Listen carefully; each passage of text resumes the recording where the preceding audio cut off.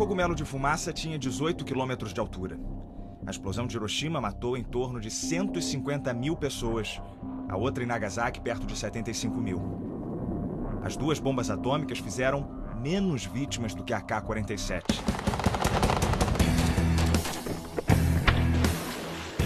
Esse fuzil mata, na média, cerca de 250 mil por ano.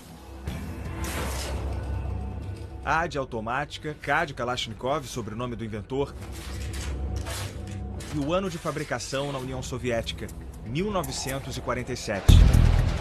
A AK-47 é a senhora da guerra, a arma mais letal e mais produzida da história.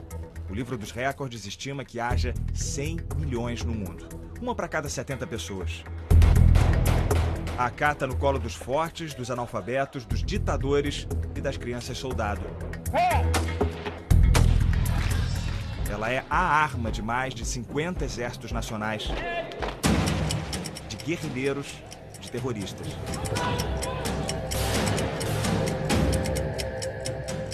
Quando a gente fala sobre esses números todos ao redor da AK, é muito difícil para um leigo entender o que é a força dessa arma. A gente só consegue ter uma noção de toda essa potência num estande de tiro, numa situação em que a gente vê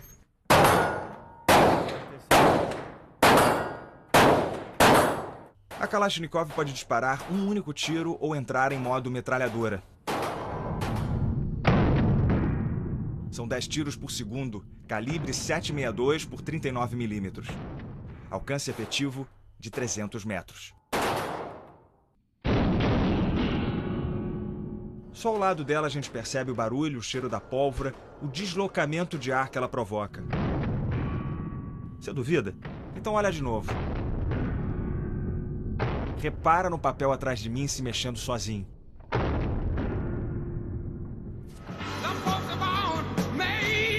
A AK só provou seu potencial na Guerra do Vietnã, quando a União Soviética deu a sua invenção aos Vietcongs do Norte e os Estados Unidos apoiaram os vietnamitas do Sul.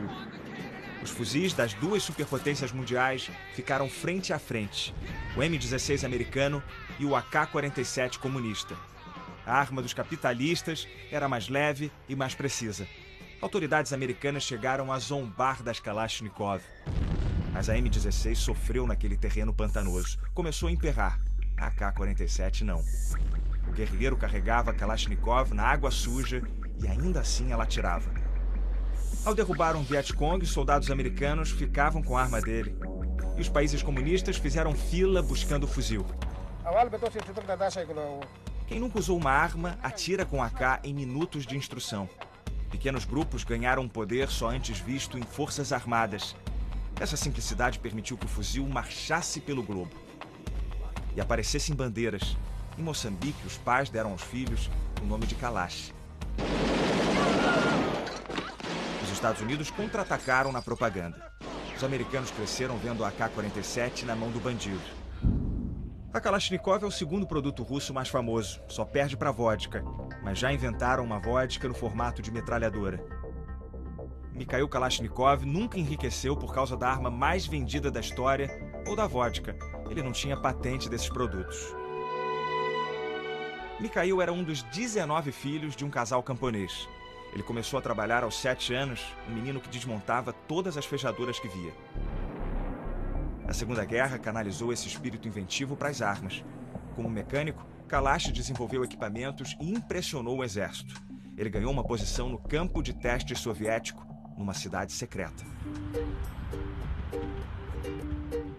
Ijevsk fica a 900 quilômetros de Moscou. Há 2 séculos, esse lugar fornece as armas ao exército russo. A cidade era fechada a estrangeiros até a década de 80. Ninguém podia dizer que trabalhava na fábrica da Kalashnikov. Dentro dessas paredes, a produção é intensa e o espaço monumental. A AK é montada manualmente.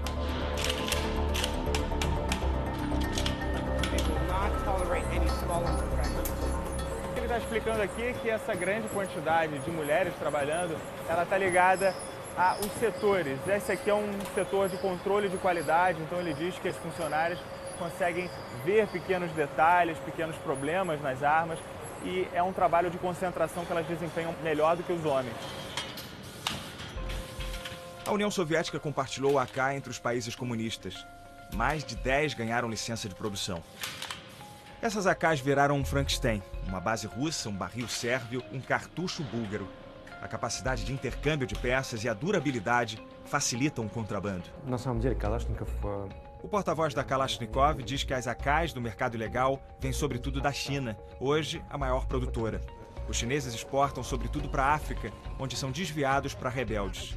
Já a maioria das AKs usadas nos atentados em Paris saiu dos Balcãs. A gente está vendo aqui algumas das incontáveis homenagens que o Kalashnikov recebeu. São condecorações das mais diversas do governo soviético por todas as armas que ele construiu na sua vida. Mesmo depois do fim da União Soviética, a Rússia continua tratando Mikhail como herói. Ele ganhou agora em setembro, 3 anos depois da sua morte, uma estátua de 9 metros em Moscou. Kalashnikov tinha um discurso pronto quando perguntavam se o inventor de uma máquina universal de matar dormia tranquilo. Ele respondia que a arma era para se defender e a culpa pelas mortes não era dele, mas dos políticos. Só que à beira da morte, a consciência de Mikhail pesou. Numa carta à Igreja Ortodoxa Russa, ele escreveu: "Minha dor espiritual é insuportável. Se meu fuzil reivindicou a vida de pessoas, então seria eu o culpado por suas mortes? Quanto mais vivo, mais essa pergunta perfura o meu cérebro."